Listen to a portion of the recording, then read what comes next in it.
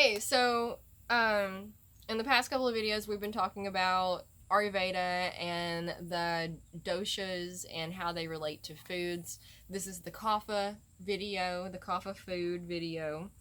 Um, I'm getting everything out of this book, which is The Idiot's Guide to Ayurveda. It's by Sahara Rose. You can find her at iamsahararose.com. She's lovely.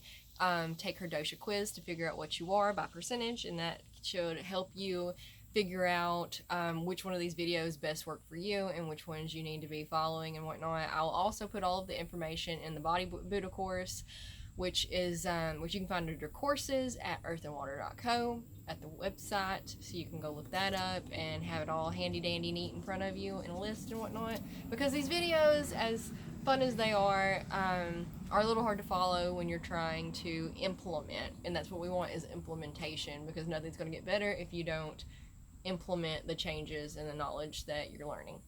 Okay, so kaphas, that's the element of earth and water, no relation. They're solid and steady and stable and heavy and slow and fixed and calm. Very sweet individuals.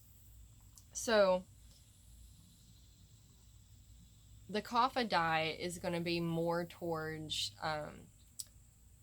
the pungent and spicy side, because any sweets and whatnot is just going to increase your kapha. So, says for optimal digestion, by the way, for all doshas, consume fruits by themselves 30 minutes before meals. Fruits for kaphas are apples, fresh apricots, all berries, cherries, cranberries, lemons, limes, pears, and pomegranates. They do very well with the sours, whereas, Pitta wants to stay away from the sours. Kapha does very well with sours. Avoid avocados, bananas, the meats of coconuts, and dates and mangoes.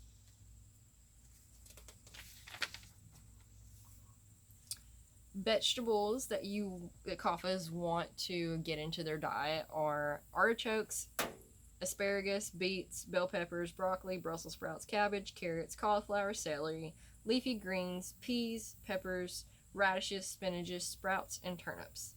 Avoid or reduce olives, potatoes, pumpkins, and squash. So those are your grounding foods. Grounding is earth-based, so your root vegetables, for example, are going to be very grounding foods, and those are going to increase your kapha. Grains you should go for are amaranth, barley, buckwheat, millet, and quinoa. Avoid pasta, wheat, white and brown rice, and yeasted breads. Legumes for kaphas are black beans, chickpeas, lentils, mung dal mung beans, split peas, tempeh, and tofu.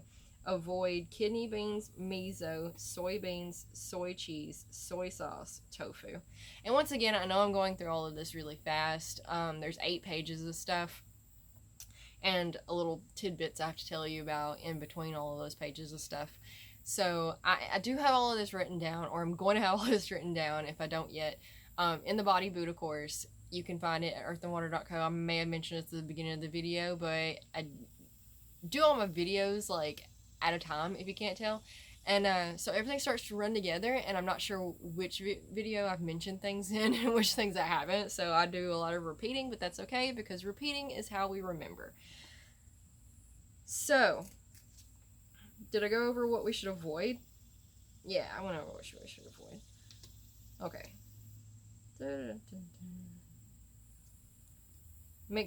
Kaphas should make sure their beans are well spiced, especially with cumin, to make them easier to digest, because kaphas have a very slow digestive system. Alright, so dairy, once again, if you didn't watch the other two, the Vata and the Pitta food videos, the dairy today is different than the dairy a few thousand years ago when Ayurveda was initially coined. Um, Everything was very non-toxic back then and like just natural as is, as nature intended. Everything today is the opposite of that, and it's very toxic and highly processed and non-organic, non-natural. And so, that being said, um most health advocates don't recommend dairy anymore. I'm one of them. Of course, that's up to you, your prerogative, whatever you want to do. But oh,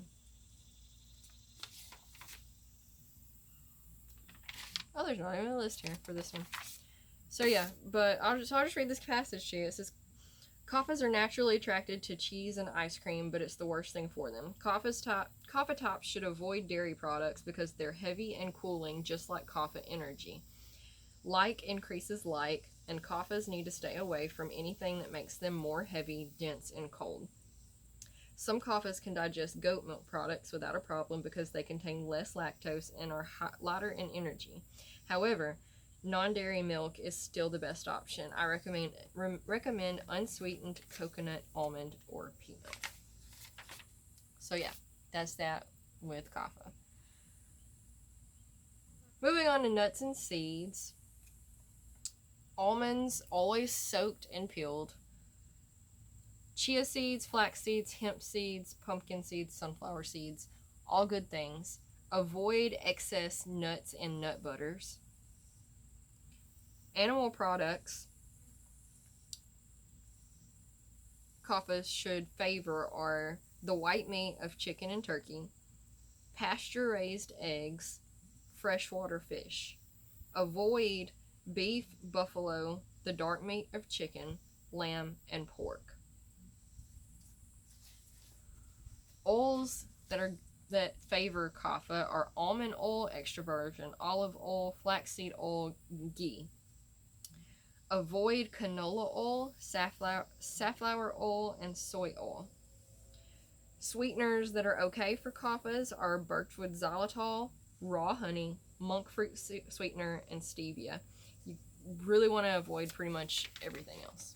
And it can sound taunting, especially since the kapha diet omits a lot of the things that we really enjoy in our diets. It can be seen as one of the harder to follow ones, but it's not bad. It's just about simplifying your diet and learning your body and getting unaddicted to food, so that food's a energy source instead of a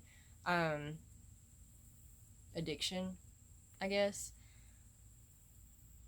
So yeah, you can do it. If you need help, I have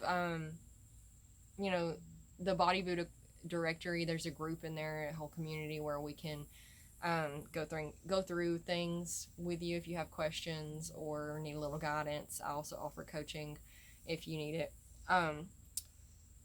Pretty much all spices are good for kapha. It says avoid excess salt, but other than that, you should be all right. And that's it. I do also know that kaphas greatly benefit the most from fasting because kaphas store and hold on to everything. So if you can give your body a chance to release some of those storages, especially before you're putting more in, then you would greatly benefit from it. It has detoxing qualities and amongst other things. But yeah, so I'll get all of that nice, neatly formatted into the Body Buddha directory. And if you have any questions, let me know in the comments below.